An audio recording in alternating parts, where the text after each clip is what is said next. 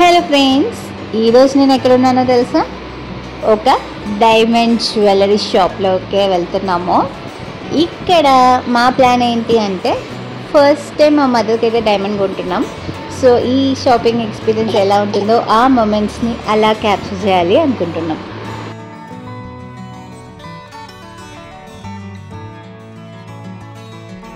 Finger rings ఇంకా లేదా neck set అటువంటివి తీస్తే ఎప్పుడో ఒకసారి అకేషనల్గా ఇస్తారు. అదే ఇయర్ రింగ్స్ అటువంటివి తీసుకున్నాం అనుకోండి, రెగ్యులర్గా రొటీన్ యూస్కి యూస్ చేయొచ్చు. కొన్నాళ్ళు మనం వాడినట్టు ఉంటుంది. అంటే ఊరికే గోల్డ్ డైమండ్ ఎక్కువగా తీసుకుని వాటిని పెట్టెల్లో పెట్టడం కన్నా యూసేజ్కి యూస్ అయ్యేలా కొనాలనుకుంటున్నాం.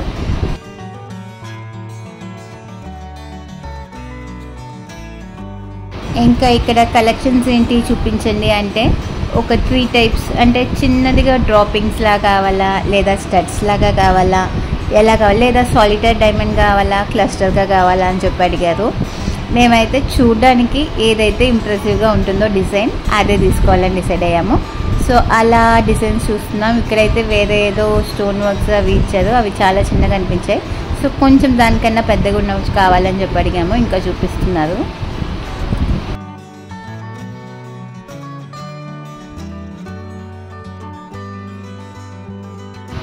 మోస్ట్లీ డైమండ్స్ అయితే మనకి 18 క్యారెట్ గోల్డ్లోనే ఎక్కువగా ఫిట్ చేస్తారు, ఎందుకంటే అప్పుడే అవి బాగా టైట్గా హోల్డ్ చేస్తాయి అని చెప్పి. సో డైమండ్స్కే వాల్యూ ఎక్కువ ఉంటుంది ఇక్కడ. ఈ జ్యువెలరీస్లో గోల్డ్ వాల్యూ తక్కువగా ఉంటుంది. ఇది ట్రై ఇది ఇచ్చాము, వాడిని ఇచ్చాము.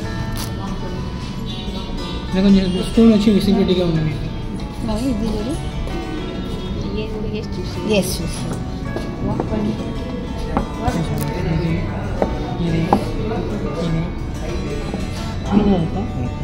ఇంకా వాళ్ళు చూపించిన డిజైన్స్ ఒక 4 ట్రేస్ అయితే చూపించారు.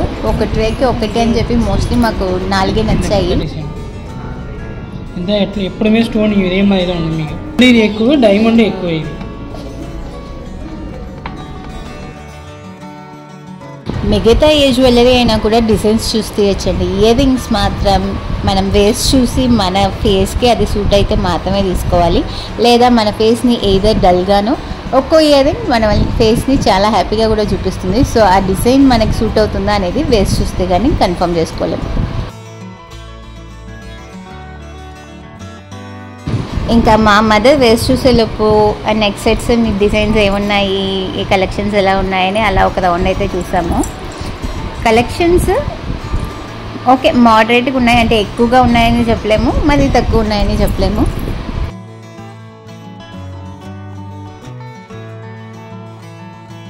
ఇంకా మనం జ్యువెలరీస్ అవి వేస్ట్ చూడాలంటే ఇక్కడున్న స్టాఫే మనకి హెల్ప్ చేస్తున్నారు కూడా. ఇంకా ఒపీనియన్ అడిగితే వాళ్ళకి నచ్చిందా లేదా, వాళ్ళైతే చూస్ చేస్తారని అడిగితే కూడా చాలా పొలైట్గా రెస్పాండ్ అవుతున్నారు.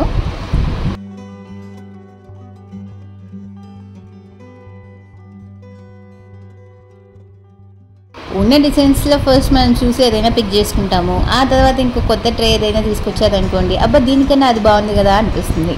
జ్యువెలరీ షాపింగ్ టైం పడుతుందంటే ఏమో అనుకున్నాం, కానీ ఇప్పుడే అర్థమవుతుంది.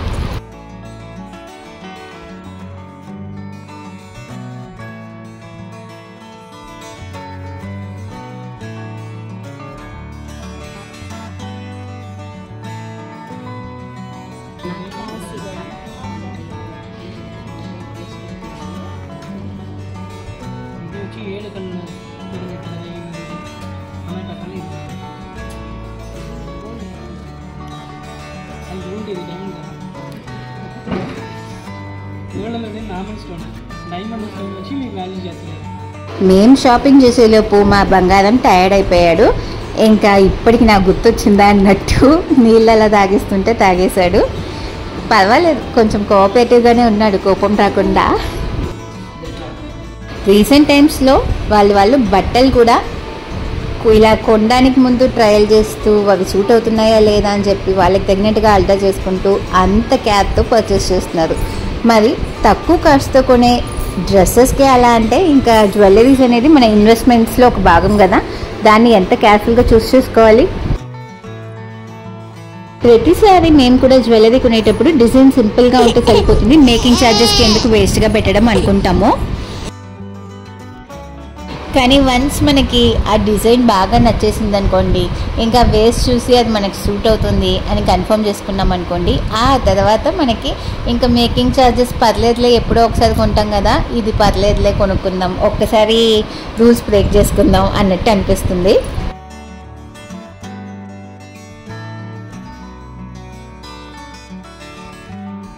రొటీన్గా స్టడ్స్ జుమ్కాస్ అని లేకుండా కొంచెం డిఫరెంట్గా రింగ్ టైప్లో స్టడ్ అయితే పిక్ చేసుకున్నాము. కొంచెం డిఫరెంట్గా అనిపించింది. ఇంకా ట్రై చేసి అది బాగానే సూట్ అవుతుందని కూడా డిసైడ్ అయ్యి ఇంకా అదే కొందామని ఫిక్స్ కూడా అయిపోయాం.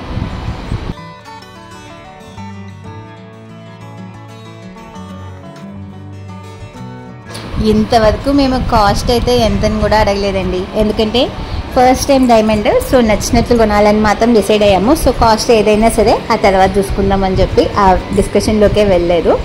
ఇక మీదటే ఇది ఏంటి, కాస్ట్ ఏంటి, స్పిట్ ఏంటి అనేది అడగాలి. బట్ ఏదేమైనా సరే ఇదే అని ఫిక్స్ అయితే అయిపోయాం. సో జ్యువెలరీ ఇదైతే కన్ఫర్మ్ కొనేయాలని డిసైడ్ అయిపోయాం.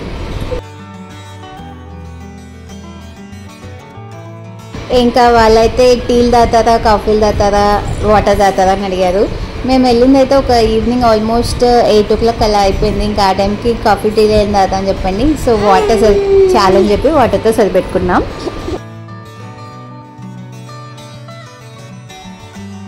ఇంకా షాపింగ్ చేసినంతసేపు కూడా మా బంగారం ఏడవకుండా వాళ్ళతో జాలీగా ఆడుకుంటూ అలా ఉన్నాడు కాబట్టి తనకైతే ఒక డ్రాయింగ్ బుక్ ఇంకా కలర్ పెన్సిల్స్ గిఫ్ట్ అయితే ఇచ్చారు. ఇంకా మా బంగారం అయితే షాప్ మొత్తం నాదే అన్నంతగా తిరిగేశాడు. షాప్ మొత్తం చుట్టూ ప్రతి ఒక్కరు వచ్చిన కస్టమర్స్ నుంచి అక్కడ ఉన్న స్టాఫ్ వరకు అందరితో బాగా కలిసిపోయి బాగా ఆడుకున్నాడు.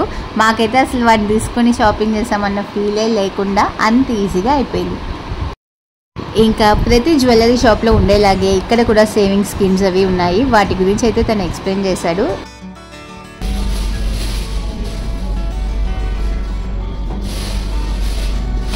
ఓల్డ్ గోల్డ్ ఏదైనా ఎక్స్చేంజ్ చేయంగా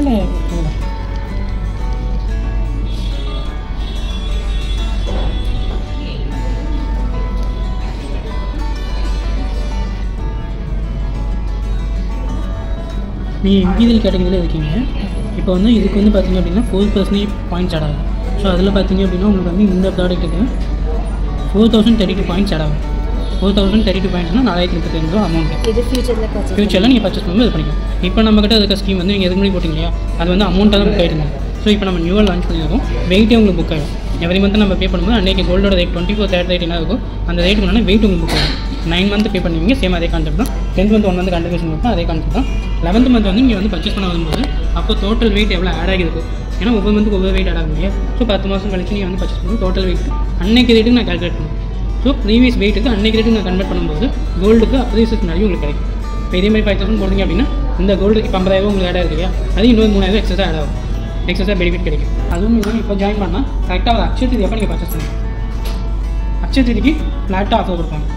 இல்லைனா இந்த டைம் பார்த்தீங்கன்னா காயின் ஆஃபர் கொடுத்தாங்க. 30,000க்கு மேலே நீங்கள் பர்ச்சேஸ் பண்ணீங்க அப்படின்னா ½ கிராம் கோல்டு காயின். இது மாதிரி வேலைக்கு நீங்கள் பர்ச்சேஸ் பண்ணீங்க அப்படின்னா 3½ கிராம் காயின் உங்களுக்கு ஆஃபர், அதாவது 1½ கிராம் காயின் உங்களுக்கு ஆஃபர். இந்த டைம் அப்படி கொடுத்தாங்க, நெக்ஸ்ட் டைம் எப்படி கொடுப்பாங்கன்னு சொல்ல முடியாது. ஸோ ஃப்ளாட்டாகவும் ஜென்ரலாக கோல்டு ஃபீல்டை பொறுத்த வரைக்கும் இந்த மாதிரி ஷாப்பை பொறுத்த வரைக்கும் எப்போ அதிகமாக ஆஃபர் கொடுப்பாங்க, தீபாவளி, தந்தராசு, அக்ஷய திதி இந்த 3 டைம் தான் ஆஃபர்ஸ் அதிகமாக கொடுப்பாங்க. ஸோ இப்போ நீங்கள் ஜாயின் பண்ணிங்கன்னா அந்த டைமில் ஆஃபர்ஸ் அதிகமாக கிடைக்கும். அது ஒரு தனி ஆஃபர் கிடைக்கும். இந்த பாயிண்ட்ஸும் உங்களுக்கு அது வரைக்கும் கேரி ஆகும். ப்ளஸ் 1 month போனஸ், గోల్డ్ కొన్నాను రేటుకి అప్రిసియేషన్ మనీ మొత్తం 4 బెనిఫిట్ అలా. మొత్తానికైతే వేలల్లో కొందామని వెళ్ళి లక్షల్లో కొనేటట్టు అయిపోయిందండి పరిస్థితి. అంతేకాకుండా సేవింగ్ స్కీమ్ వేయాలని చెప్పి చాలా అడిగేశారు, కంపల్ చేస్తారు. ఇంకా మేము కూడా మొహమాటానికి వేస్తాము. మరి ఇంత పర్చేస్ చేసాం కదా, మాకు కాంప్లిమెంటరీ గిఫ్ట్ ఎక్కడ అని చెప్తే ఒక గిఫ్ట్ బాక్స్ అయితే ఇచ్చారు. దాని లోపల ఏముందో తెలుసా, జ్యువెలరీ ఆర్గనైజర్ కిట్ ఒకటి చిన్న బాక్స్లో ఉంటుంది కదా, అది ఉంది. ఇంకా మా వాడికి ఇచ్చిన కలర్ పెన్సిల్స్ బుక్ తీసుకుని ఇంకా మేము కూడా షాపింగ్ క్లోజ్ చేసుకుని ఇంకుంటే లక్షలు బొక్కబడిపోతాయి అని చెప్పి బాయ్ బాయ్ చెప్పి బయలుదేరేస్తున్నాం. మరి ఇదండి మా జ్యువెలరీ షాపింగ్ ఎక్స్పీరియన్స్. ఈ వీడియో మీకు నచ్చినట్లయితే తప్పకుండా లైక్ అండ్ షేర్ చేసుకోండి. ఇది వరకు మా ఛానల్ని సబ్స్క్రైబ్ చేసుకోలేదంటే తక్షణమే సబ్స్క్రైబ్ చేసుకోండి.